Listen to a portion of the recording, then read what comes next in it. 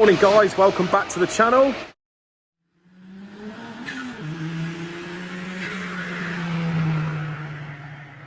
So this morning I'm just about to put the cylinder heads on the V8 block. As you can see, we've got one of the heads here.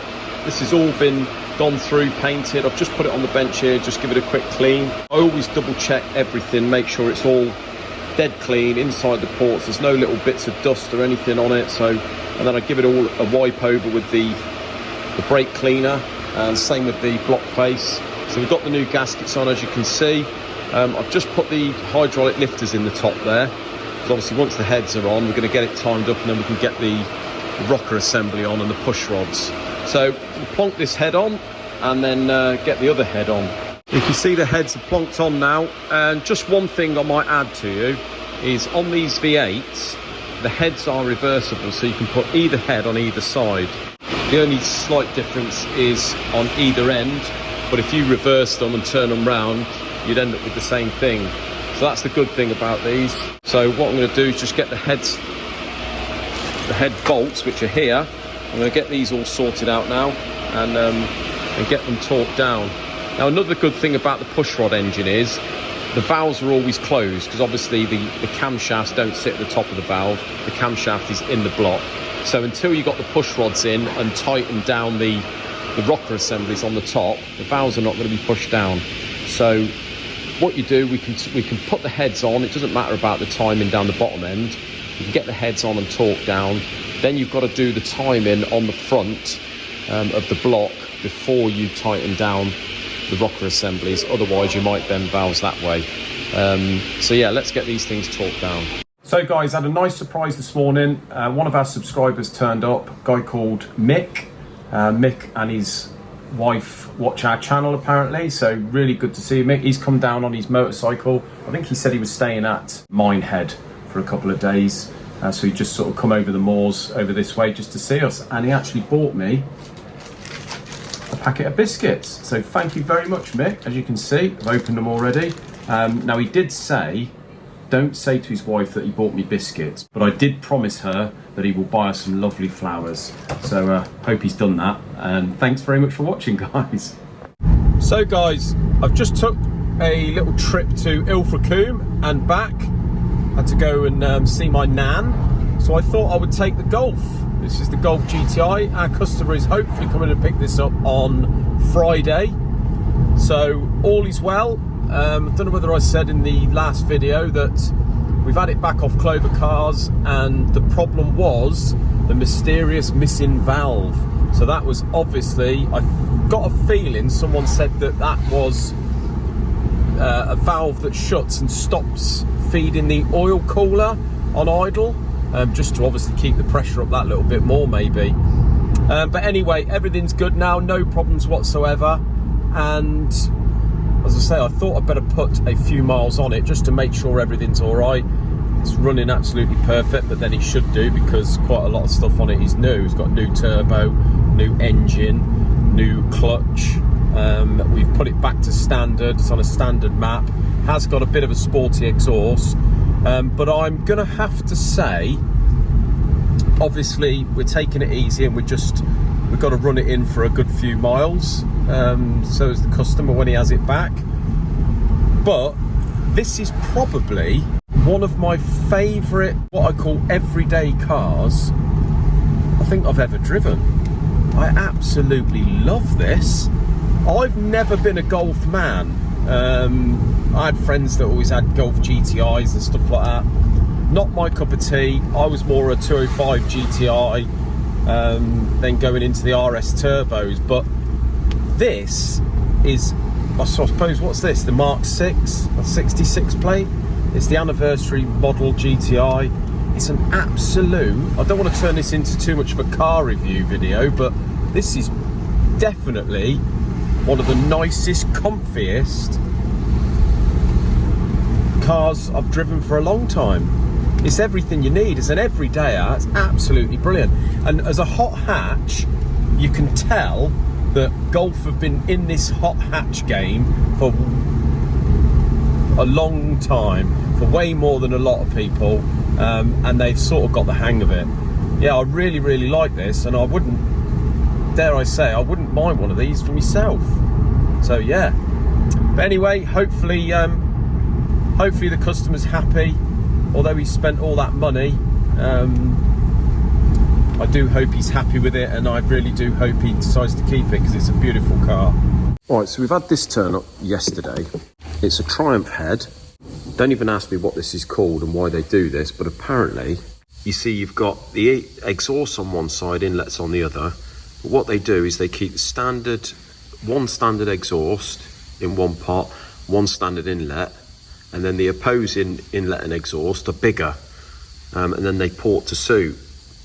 And maybe some of you guys can tell me what the reason for that is, but apparently it's something that you do. So you can see this has been sort of half done, really. It's had bigger, I think it's had bigger inserts put in, but somebody has cut the exhaust seats. You've got the bigger valve here, which looks like it's seating about correct. It's about flush with the combustion chamber, but this one here has been cut, looks about 0.5 mil down, really, so that's a bit pocketed in there. So what we're going to do is I'm going to make sure the seats are all right to start with. Going to put the cams in and just check the valve clearances, see how far out they are, see whether we've got enough to play with on the shims. I don't know yet, I haven't got a clue, I haven't really looked into it, but yeah, bit of an odd thing to do. So I'm sure you guys in the comments will tell me exactly the reason for that. It all depends on these exhausts, really, these two exhausts, whether they're too low and whether we've got enough clearance to play with. If not, we're going to have to put inserts in there. But apparently, he took this to a guy who said, look, this is going to cost you near enough £1,000 to sort this out. But looking at it now, I'm not quite sure on what is £1,000's worth of work on there. I think that's first point of call. We'll have a look there. Right, so here's the pre-cross flow. You see Paul's in today. He's cracking right on with that. He's got the oil pump on with the new oil filter. I love this design. External oil pump. Really easy to change. Haven't got to start taking sumps off or anything. The only thing we're waiting for still, which should be here today, is a Newman cam.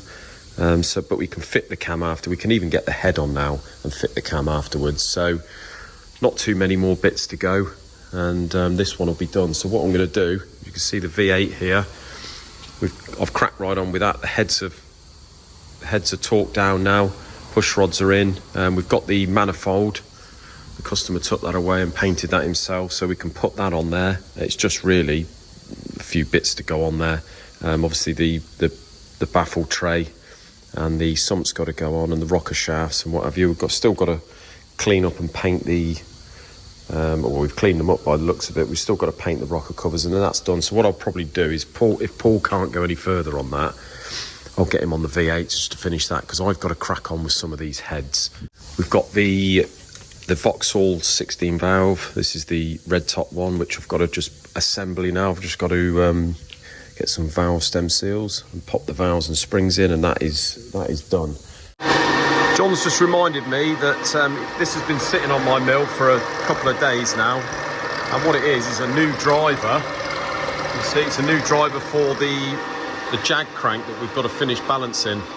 So all I've got to do is mill a slot in it, and then Isaac can finish. Hang on, what are we doing here? Isaac can finish the balancing of the jag crank, which is over the back there, you see on the balancer. So I'm just going to get this in. It's an 8mm wide slot by about 10mm deep. So I'll quickly get this in there. Hi guys, welcome to Fairham Engines. What you got there, mate? What you been blasting? This is a... Better not be anything with any oil ways in it. Yeah, look at oil way there, look. Oh yeah? What's that? Yeah, it's fine. Oh, just the oil pump housing. It's just the oil pump. That'll be absolutely fine, I'm sure. Just blow it out of the pressure washer. Yeah. That'll be fine, mate, yeah. Lovely. That'll be lovely. Bit of liquor tank. Excellent, mate. Straight on the V8. Happy days. How are we getting on with the pre-cross flow? All right. Crossflow's fine. We need... What do we need?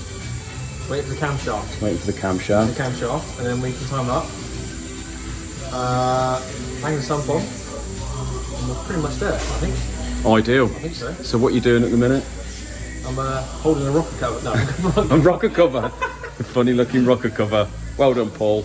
Right, so I've just been to Ultra Parts. I've rang Graham, who owns Ultra Parts, regarding the bits for this 20XE engine, and they're all getting a little bit scarce now, but we've managed between us to find He used to do sort of belt kits and what have you, but he's managed to find all the individual bits. So we've got the headset here, which is great news. Comes with a head gasket, valve stem seals. So as you can see, just put the valve stem seals on the inlets now.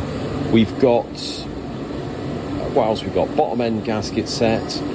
He's managed to sort a belt kit, which we should have all the bits by the end of this week. The only thing they haven't sorted, we've got oil pump, water pump. So you can see down here, these are all the old bits. But this is an early one apparently, and they're all getting a little bit scarce for bits. Fortunately, being an early one, they're a bit less scarce than the newer ones, Graham was saying. But the only thing we haven't got now is the crank bearings. Obviously John's going to check, maybe grind the crank, and then we can order bearings to suit. I've priced up some Wasner forged pistons, which are obviously a forged version of the originals here, which will come with a pocket, so it'd be identical. I would have thought. Maybe, I think they're a little bit higher compression than those, but they come out at $450 plus VAT for a set, which is pretty good really. So I'm going to ring the customer, give him a sort of price for all the bits. The only reason I picked up the headset was to get the stem seals in and build the head up, and then that's pretty much done, bar the cams, which we are going to go for some high lift cams from Newman. So just got to price the cams, then I'm going to get back to the customer and give him the price of the bits and basically go from there really. So just a quick one while I'm here, guys. You see I've fitted the stem seals down there, and if you look on the end one, you can see the end of the guide. So first of all, you've got to make sure that you have the spring bases on, which sit over the guide, just like a steel shim really, that the spring sits on rather than just sitting on the direct aluminium of the head. So you've got to make sure that's on first before the stem seal. Then what we do is down here we've got an old toolbox full of sockets which we use to fit the stem seals. So we've got an old extension bar here. You can see this socket here, and to choose the right size, what we do is we take the new stem seal, and you see it's got that spring on the top there. Well, the spring wants to sit inside a socket, so the socket is only pushing down, the spring holds it inside the socket, and the socket hits on the steel outer of the seal. So that is a great fit there. So what we do is we basically fit it over the guide, and then we just tap it down till it seats.